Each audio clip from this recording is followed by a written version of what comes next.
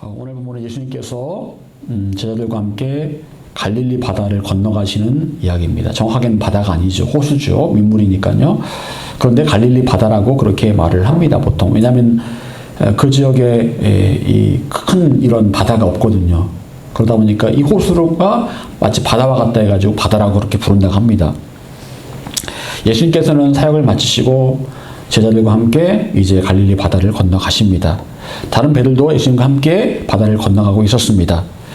예수님께서 많이 피곤하셨습니다. 그래서 배 한켠에서 이렇게 베개를 베고 주무시고 계셨습니다. 문제는 배를 타고 가는 도중에 발생이 됩니다. 저번에도 말씀드린 적이 있지만 갈릴리 바다는 밤이 되면 바람이 많이 부는 그런 지역입니다. 그 북쪽에 헬몬산이라는 그 만년설이 쌓인 산이 있는데 그 높은 산에서 바람이 내려오게 됩니다. 그런데 남쪽에는 사막이 있단 말입니다. 사막에서 온 뜨거운 바람과 북쪽에서 내려온 찬 바람이 부딪히는 곳이 바로 갈릴리 바다입니다. 그러다 보니까 광풍이 일어나게 됩니다. 그야말로 미친 바람이죠. 미친 바람이 불게 된다라는 겁니다. 여러분, 이번에 경북 경남 지역에 큰 산불이 있었습니다. 이렇게 피해가 심했던 이유가 무엇입니까? 소위 말해서 미친 바람 때문에 그런 거예요. 바람이 너무 세가지고 그 바람 때문에 불씨가 이리저리 날아다녔기 때문에 급작스럽게 이렇게 산이 다 타버리고 집이 타고 사람이 20몇 명이 죽는 그런 불행한 사고가 생기게 된 것입니다. 여러분, 갑작스럽게 부는 바람, 미친 바람, 우리 인생의 단면을 그대로 보여주고 있습니다. 우리 인생에도 이런 일들이 벌어질 수 있습니다. 잘 나가던 인생에 갑자기 광풍이 몰아칠 때가 있습니다. 전혀 예상하지 못했던 일들이 갑자기 터지고 그래서 당황해서 어떻게 될지 모를 때가 분명히 있다라는 거예요. 갑작스러운 사고, 재정, 건강의 문제일 수도 있습니다. 저도 예전에 저희 아버지가 가셨을 때를 생각해 보면 정말 이해가 되지 않습니다. 얼마 전에 추석 때 가서 뵙고 왔습니다. 어머니가 이제 소천하셨기 때문에 아버지 혼자 계시고 그래서 아버지를 뵙스페로 갔습니다. 마늘 농사를 원래는 짓는데 아버지 혼자 계시니까 마늘 농사를 안 졌어요. 근데 아버지가 저희 자식들한테 마늘을 주시겠다라고 장에 가서 마늘을 사오신 거예요. 너무 좋은 마늘을 사오셨습니다. 그걸 이렇게 주셨어요. 그래가지고 그걸 가지고 왔습니다. 그리고 그때 아버지한테 복음도 전했죠. 그랬는데 갑자기 월요일날 전화가 온 겁니다. 동생한테 전화가 왔는데 아버지가 돌아가신 것 같다라는 거예요. 그래가지고 아니요, 불과 며칠 전에 보고 왔는데 아버지가 돌아가셨다는 게 말이 되냐? 근데 정말 돌아가셨더라고요. 어떻게 그런 일이 생겼냐면 아버지가 이 뇌경색을 앓으셨거든요. 그래서 몸이 좀 불편하십니다.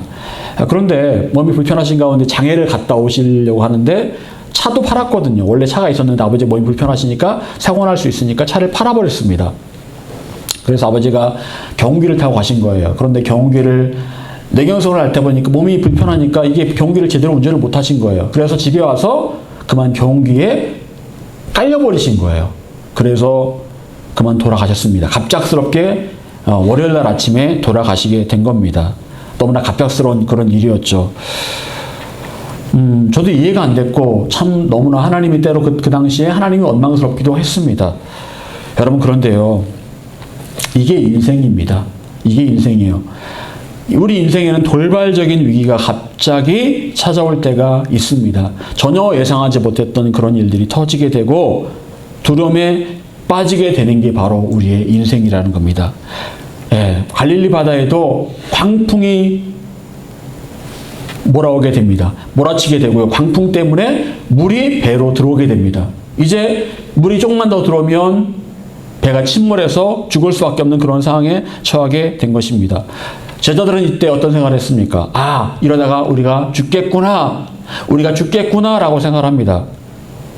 배가 침몰하고 우리는 여기에서 죽는구나. 여러분, 당연히 그런 생각이 들지 않겠습니까? 여러분, 문제는요, 늘 생깁니다. 예수를 믿든 믿지 않든 문제는 늘 생깁니다. 갑작스러운 문제가 생길 수밖에 없는 게 우리의 인생입니다. 문제가 없는 인생은 없습니다. 그런데 문제는 그 문제를 우리가 통제할 수 없다라는 게 문제예요. 여러분, 하나님을 신실하게 믿던 욥이라는 사람이 있었습니다. 그 욥에게도 어느 날 문제가 터집니다.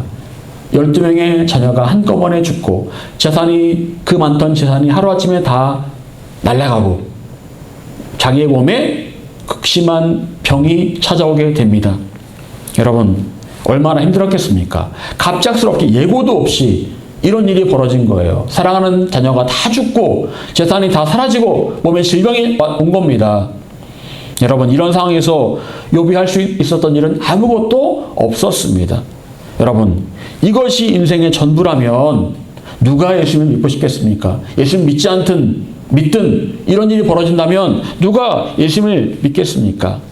여러분, 하나님께서는 우리에게 말씀하십니다. 너에게 풍파가 없는 것이 인생이 아니다. 중요한 것은 네가 그 풍파와 고난 가운데 어떻게 그 풍파와 고난을 헤쳐나가느냐가 중요한 것이다 라고 말씀하기를 원하신다라는 거예요. 여러분, 중요한 것은요, 인생에 풍파가 있느냐 없느냐가 아닙니다. 예수님을 모시고 가도요, 풍파가 옵니다. 미친 광풍이 불어옵니다. 그런데 중요한 것은 그 미친 광풍 가운데 어떻게 그 광풍을 이겨낼 수 있느냐가 중요하다는 거예요. 여러분, 갑작스러운 그 광풍에 제자들은 어떤 반응을 보입니까? 패닉에 빠집니다. 극도의 공포에 사로잡히게 됩니다. 그래서 바다 건너편으로 가자라고 말씀하신 예수님의 그 말씀도 하나도 기억이 안 나고, 예수님께서 이 배에 타고 있다는 것도 하나도 생각이 안 나고 그냥 여기서 죽는구나 라는 생각만 들었다라는 거예요. 여러분, 정말 인생의 광풍이 몰아치면 그런 생각이 들 수밖에 없습니다. 여기서 죽는구나.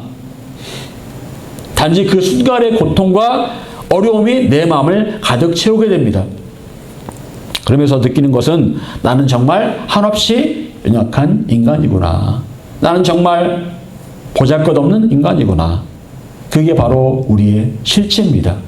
한순간의 광풍에 여지없이 무너지는 게 바로 우리 자신의 모습이라는 거예요. 여러분, 그런 상황에 처해보면 내가 정말 한없이 연약하고 부족한 사람이라는 것을 알 수 있게 됩니다.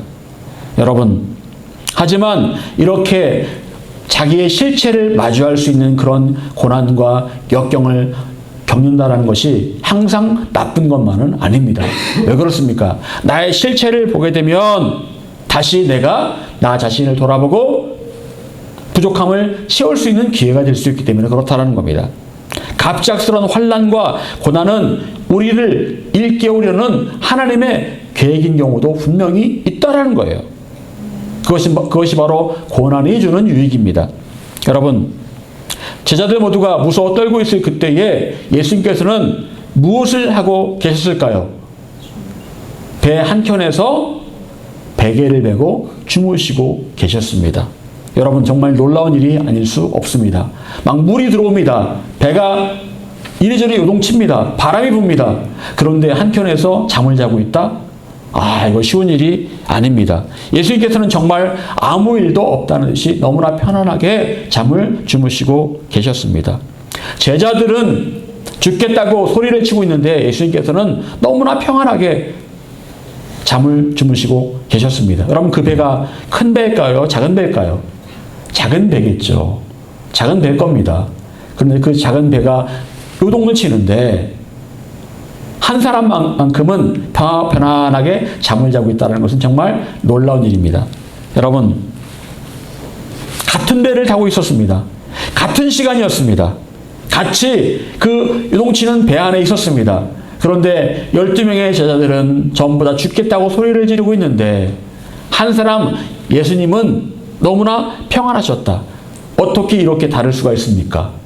똑같은 광풍, 똑같은 물결치는 그런 상황 가운데 어떻게 이렇게 반응이 다를 수가 있습니까? 여러분, 어떻습니까? 똑같은 상황 가운데서 여러분 같으면 어떤 반응을 보이겠습니까? 예수님처럼 편안하게 잠을 잘 수 있겠습니까? 아니면 제자들처럼 죽겠습니다. 우리 이러다 죽겠습니다라고 그렇게 소리를 치겠습니까? 어떨 것 같아요? 아마도 제자들과 같이 반응을 보이기가 쉬울 겁니다. 여러분, 저는 예수님께서 여기에서 이렇게 주무신 이유가 있다고 생각합니다. 왜 예수님께서 그 요동치는 배 안에서 주무셨을까? 예수님께서는 이 모습을 통해서 믿음 있는 사람은 바로 이런 반응을 보인다. 믿음의 모습은 바로 이런 모습이다라는 어떤 본을 보이기 위해서 주무시지 않았을까라고 생각을 하게 됩니다. 어떤 환난이나 고난이 와도 마치 아무 일 없다는 듯이 이렇게 믿음의 사람은 평안할 수 있어야 한다. 이걸 보여주신 것이라고 생각을 합니다. 여러분, 정말 우리는 그 어떤 환경에서도 예수님 같을 수 있을까요? 예수님처럼 그렇게 평안할 수 있을까요? 물결이 치고 바람이 부는데 요동치는데 정말 평안할 수 있을까요? 여러분, 우리는 아마도 제자들처럼 행동할 겁니다. 당황하고 두려워하면서 죽겠다는 말을 계속할 겁니다. 그 순간에는 하나님의 약속도 하나님 함께 하심도 하나도 기억이 안 나기가 쉬울 겁니다. 여러분, 두려움의 반대말은 뭘까요? 두려움의 반대말은 바로 믿음이에요. 두려움과 믿음은 각각 어느 정도의 비율로 우리 마음을 차지하고 있습니다. 두려움이 50이라면 믿음이 50을 차지하고 있습니다. 두려움이 70이라면 믿음이 30%를 차지하고 있습니다. 믿음이 70%라면 두려움이 30%를 차지하고 있습니다. 두려움과 믿음은 서로 우리 안에서 혼재되어 있습니다. 분명한 사실은 두려움이 있는 그 자리에 믿음이 있을 자리는 없다는 겁니다. 또한 믿음이 있는 자리에는 두려움이 있을 자리는 없다라는 거예요. 여러분, 동일한 시간, 동일한 배 안에 있었지만 예수님과 제자들은 달랐습니다. 같은 시간, 같은 장소에 있었지만 전혀 예수님께서는 두려워하지 않고 한없이 평안하셨습니다. 여러분, 우리는 어떤 모습을 취해야 할까요? 두려움에 떠는 제자들의 모습입니까? 아니면 예수님의 모습입니까? 예수님께서는 바로 우리에게 예수님처럼 평안을 취하는 자가 되라고 말씀하십니다. 어떤 상황에서도 평안을 취하는 자가 되라라고 말씀하고 있어요. 아무리 두려워도, 아무리 어려워도, 상황이 어려워도 평안해야 된다. 평안을 너에게 주노라. 세상이 줄 수 없는, 세상이 알 수도 없는 그 평안. 평안을 우리에게 주기를 원하고 계십니다. 그리고 우리가 그 평안을 취하라고 말씀하세요. 여러분, 그렇다면 예수님과 제자들을 갈랐던 가장 결정적인 차이는 무엇이었을까요? 바로 믿음이었습니다. 예수님께서는 40절에 이렇게 말씀하십니다. 40절 같이 읽어보겠습니다. 40절. 자, 시작. 이에 제자들에게 이르시되 어찌하여 이렇게 무서워하느냐 너희가 어찌 믿음이 없느냐 하시니. 아멘. 여러분, 제자들이 무서워 떨었던 이유가 뭐라고요? 뭐가 없기 때문에? 믿음이 없기 때문에. 자, 그렇다면 예수님께는 뭐가 있었다고요? 믿음이 있었다는 거예요. 예수님께는 믿음이 있었고 제자들에게는 믿음이 없었다. 상황은 똑같지만, 같은 배 안에 있었지만, 같은 시간에 그곳에 있었지만 제자들에게는 믿음이 아예 적다도 아니다. 적다도 아니고 아예 없었다라는 거예요. 믿음이 아예 없었다라는 겁니다. 무서워하느냐? 두려워하느냐? 두려움은 곧 믿음의 반대말이라는 겁니다. 믿음 대신 그들 안을 채우고 있었던 것은 두려움이었어요. 무서움이었습니다.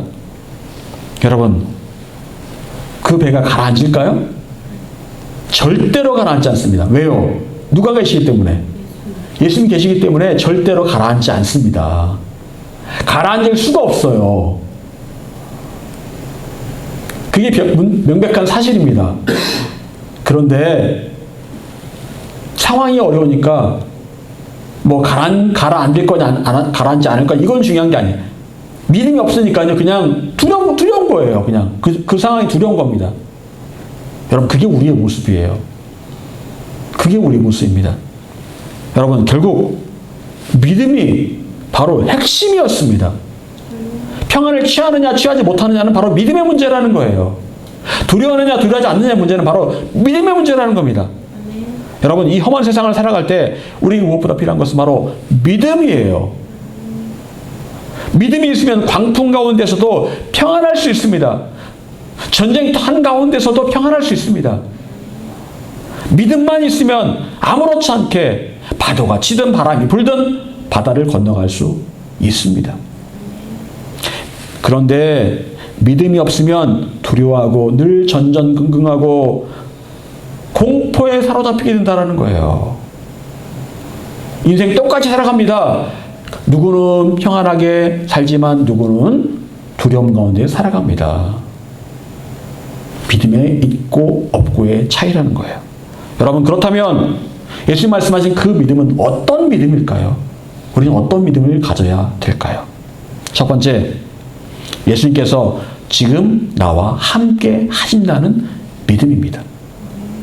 예수님께서 지금 나와 함께 하신다는 믿음이에요. 다른 말로 예수님께서 지금 한 배를 타고 계신다는 믿음이에요. 여러분, 그 당시 예수님께서는 제자들과 한 배를 타고 계셨습니다. 한 배.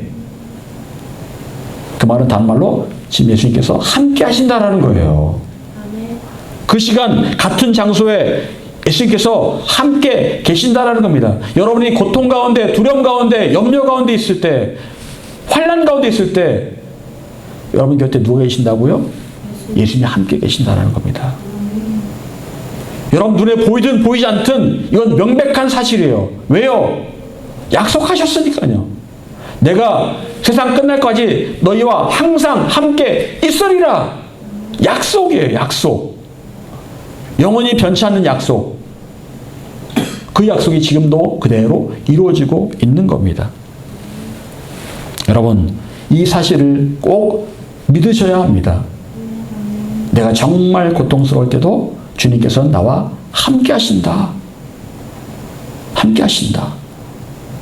여러분, 예수님께서는 큰 문제든 작은 문제든 그 문제 때문에 고민하고 신음하고 있을 그때에도 여러분과 함께하고 계십니다. 아무리 죽을 것 같은 상황에 처해 있어도 예수님께서는 여러분과 함께하고 계십니다. 그리고 중요한 사실은 우리가 그분께 도움을 요청할 때 언제든지 도와주실 준비가 되어 있다라는 거예요. 도와주실 준비가 되어 있다라는 겁니다. 여러분, 제자들은 광풍 때문에 죽을 것 같은 상황에서 예수님을 깨웁니다. 그리고 이 어려움 가운데 자기들을 건져달라고 그렇게 요청을 합니다. 그러자 곧장 예수님께서 파도에게, 바람에게 명령하십니다. 파도야, 잠잠하라. 바람아, 멈춰라. 그 순간에 광풍이 멈추고 파도가 멈춥니다. 여러분, 예수님께서 옆에 계심을 믿지 못한다면요, 우리가 예수님께 얻을 도움은 없습니다. 이 사실을 믿지 못하면 기도를 할 수가 없습니다. 그냥 나 혼자 그 문제를 해결해야 되는 거예요. 노를 저어서 그 상황을 돌파를 하든지 물을 퍼내든지. 여러분, 그런데 우리 인생에는요, 내가 해결할 수 없는 문제가 얼마나 많습니까? 우리에게 늘 도움이 필요합니다. 우린 연약합니다. 우리의 실체는 너무나 연약한 존재들이에요. 그리고 우리가 도움이 필요하다는 사실을 예수님께서도 잘 알고 계시기 때문에 언제나 옆에 계셔서 우리를 도와줄 준비를 하고 계세요. 이것이 팩트입니다. 이게 사실이에요. 여러분, 그런데 많은 성도들이 예수님께서 함께 하심을 실감하지 못합니다. 왜요? 예수님은 눈에 보이지 않으니까, 현재 눈에 안 보이시니까. 옛날에는 보였지만 지금은 안 보이니까. 하나님께서는 예수님 보내시면서 뭐라 말씀하십니까? 임마누엘이라 말씀하세요. 임마누엘. 무슨 뜻입니까? 하나님께서 우리와 함께 하신다는 말씀이에요. 누굴 통해서? 예수님을 통해서 우리와 함께 하신다. 너무 이 사람들이 하나님을 볼 수 없으니까 예수님을 딱 보내시면서 봐라, 내가 너희와 함께 한다. 여기 내가 너희와 함께 한다는 그 실체를 보여주마. 그분이 바로 예수님이세요. 여러분, 예수님께서 바로 옆에 계심을 기억하고 믿으시기를 바랍니다. 언제든지 도움을 요청하세요. 예수님, 지금 너무 힘듭니다. 감당할 수 없습니다. 저를 지금 도와주세요. 저의 문제를 지금 풀어주세요. 그때 예수님께서 반드시 여러분을 도와주실 것입니다. 이 믿음을 꼭 가지시기 바랍니다. 두 번째, 이미 나에게 능력이 주어졌음을 믿어야 됩니다. 이미 나에게 문제를 해결할 능력이 주어져 있다. 요한복음 15장 7절에서 예수님이 이렇게 말씀하십니다. 너희가 내 안에 거하고 내 말이 너희 안에 거하면 무엇이든지 원하는 대로 구하라. 그리하면 이루리라. 여러분, 예수님께서는 우리가 무엇이든지 원하는 대로 구하면 이루어주겠다고 말씀하세요. 내가 간구하는 모든 기도를 응답해 주시겠다는 겁니다. 지금 광풍 때문에 배에 물이 차오르고 침몰할 것 같은 그런 상황에서 예수님께 기도한다면 예수님께서 마치 파도와 바람을 잠잠케 하셨던 것처럼 역시 우리가 요청할 때 무엇이든지 그 요청을 들어주시겠다고 말씀하십니다. 여러분, 그런데요, 기도가 여러분 간구하면 다 되던가요? 잘 안 되죠. 왜 그렇습니까? 무엇이든 들어준다고 했는데 왜 안 들어주십니까? 중요한 원칙을 놓치고 있기 때문에 그래요. 전제가 있습니다.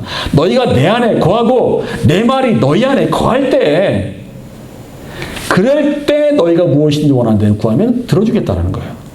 근데 이 앞에를 안 하고 그냥 무엇이든지 원하는 대로 구하면 들어준다, 이것만 가지고 생각한다는 거예요. 중요한 것은 우리가 예수님 안에 거하고 예수님 말씀이 내 안에 거할 때 기도하라는 겁니다. 여러분, 예수님을 알지도 못하는 사람들이 예수님께 구한다고 예수님 들어주십니까? 아니요. 예수님과 함께하는 사람, 우리가 예수님 안에 거해야 됩니다. 이건 예수님과 함께한다라는 거예요. 예수님과 분명한 관계가 있다라는 겁니다. 그리고 예수님의 그 말씀이 내 안에 살아 있어야 되는 거예요. 말씀을 듣고 순종하여 노력을 하고 있어야 된다라는 겁니다. 그럴 때 기도 응답이 이루어진다라는 거예요. 근데 그게 다 빠진 상태에서 기도한다면 기도가 안 되죠. 빌립보서 4장 13절, 내게 능력 주신 자 안에서 내가 모든 걸 살 수 있느니라. 내게 능력 주시는 자 안에서 내가 모든 걸 살 수 있다. 여러분, 우리 모든 걸 할 수 있다라고 말씀하세요. 그런데 중요한 것은 나에게 능력을 주시는 그분 하나님 안에 있을 때예요. 그분 안에 있을 때에 내가 모든 것을 할 수 있다라고 말씀하십니다. 여러분, 우리가 주님 안에 있다면요, 하나님 안에 내가 연결되어 있다면 파도를 향해서, 바람을 향해서 외치면 그 파도와 바람이 잠잠해집니다. 파도와 바람이 잠잠해져요. 여러분, 그때는 내가 기도하면 불치병이 치유되는 거고요, 기적이 일어나는 거예요. 내가 하나님 안에 있을 때에 이게 잘 안 되기 때문에 이제 기도가 응답이 안 되는 거예요. 여러분, 하나님 안에 있다는 것은 무슨 말입니까? 예수님 안에 있다는 말과 똑같은 말이에요. 예수님 안에 있다. 내가 하나님 안에 있다. 무슨 얘기입니까? 이거는 표현을 하자면 시냇가에 심은 나무가 과실을 많이 맺기 위해서는 어디에 있는 것과 똑같은 거예요. 물가에 있을 때에 과실을 많이 맺는다라고 분명히 말씀하고 있는 것처럼 똑같은 겁니다. 우리가 하나님 안에 있어야 되는 거예요. 하나님 옆에 있어야 되는 겁니다. 하나님과 연결되어 있어야 된다는 거예요. 여러분, 중요한 것은 우리가 예수님 안에 거하는 겁니다. 예수님께서는 하나님 아버지 안에 계셨기 때문에 어떤 병자도 고치셨고 어떤 귀신도 쫓아내실 수 있었습니다. 예수님 안에 있는 것은 너무나 중요한 일입니다. 모든 기도 응답의 원리가 바로 여기에 있습니다. 예수님과 상관없는 사람이 3시간, 4시간, 5시간을 기도한들 기도 응답이 될 수가 없는 거죠. 1000만 번 기도 응답 받은 조지 뮬러, 어떻게 그가 기도했더니 1000만 번을 기도 응답을 받을 수가 있었을까요? 그건 바로 그분이 예수님 안에 늘 있었기 때문에 그런 겁니다. 그분의 말씀이 늘 그분 안에, 그 조지 뮬러 안에 있었기 때문에 그런 거예요. 다른 말로 하자면 예수님과 늘 연결 상태를 유지하고 있었다. 늘 연결되어 있었다는 거예요. 믿음 생활을 하면서 늘 잊지 않아야 될 것은 예수님과 늘 연결되어 있어야 한다는 겁니다. 여러분, 우리가 하루라도 기도를 하지 않으면 어떨까요? 어땠습니까? 마음이 허무합니다. 그리고 예수님, 하나님과 끊겼다라는 느낌이 나요. 끊겨 있다, 단절되어 있다. 그리고 마음이 허무하면서 짜증이 막 올라옵니다. 인간적인 생각이 막 떠오릅니다. 죄를 쉽게 짓습니다. 하루라도 기도하지 않으면 그래요. 여러분, 우리가 기도해야 되는 이유가 뭘까요? 매일매일 기도해야 되는 이유가 뭡니까? 주님과의 그 연결이 끊어지지 않게 하기 위해서 그런 거예요. 끊어지지 않게 하기 위해서는 매일매일 기도를 해야 됩니다. 주님과 호흡을 같이 할 수 있어야 되는 거예요. 하나님의 임재를 느끼는 그런 기도 가운데 계속 나가야지만이 연결이 끊어지지 않는 거예요. 그렇게 될 때에 나의 기도가 유효한 거예요. 여러분, 하나님과 연결되어 있을 때 하나님께서 우리의 기도에 언제든지 응답하실 수가 있는 겁니다. 여러분, 그리고 중요한 것은 내가 지금 예수님 안에 있고 예수님과 연결되어 있다면 지금 나에게는 이미 하나님의 능력이 주어져 있다라는 거예요. 내게 능력 주시는 자 안에서 뭘 할 수 있다고요? 내가 모든 것을 할 수 있다라고 했어요. 이미 하나님의 능력이 우리에게 주어졌습니다. 그런데 우리가 그 능력을 활용하지 못하는 것뿐이죠. 여러분, 바람과 파도를 잠잠하게 할 수 있는 능력이 당연히 예수님께 있지만 제자들에게도 있었을까요? 없었을까요? 있었어요. 있었습니다. 예수님께서는 말씀하십니다. 너희들이 나보다 더 큰 일을 할 수 있다고 말씀하셨어요. 이보다 더 큰 일도 할 수 있다고 말씀하셨습니다. 할 수 있어요. 갈릴리 바다 한가운데서 예수님께서 주무실 때 예수님께서는 제자들이 어떻게 하기를 원하셨을까요? 물론 예수님을 깨운 거는 잘한 일입니다. 하지만 먼저 해야 될 일은 바로 믿음을 갖고 바람과 파도를 향해서 예수 이름으로 예수님처럼 선포하는 것이었습니다. 예수 이름으로 명하노니 바람과 파도야 잠잠해져라, 선포하는 일이었습니다. 그런데 두려워서 그런 일들은 생각도 못하고 예수님만 그냥 깨운 겁니다. 물론 깨운 것도 잘한 거예요. 하지만 먼저 그들이 할 수 있었는데 그 일을 하지 못한 거예요. 여러분, 언제까지 나는 못해, 난 능력 없어 라고만 하겠습니까? 능력이 이미 주어졌는데, 모든 걸 할 수 있다고 말씀하셨는데, 여러분, 믿는 자라면 여러분에게 이미 하나님께서 능력을 주셨음을 믿고 선포할 수 있어야 합니다. 여러분 앞에 요동치는 바람과 파도를 향해 선포하시길 바랍니다. 예수 이름으로 요동치는 바람과 파도는 잠잠해질지어다. 여러분이 예수님 안에 있다면 여러분이 선포할 때 요동치는 바람과 파도가 잠잠해질 것입니다. 사랑하는 여러분, 이미 여러분에게 이 능력이 주어져 있음을 믿으시기를 바랍니다.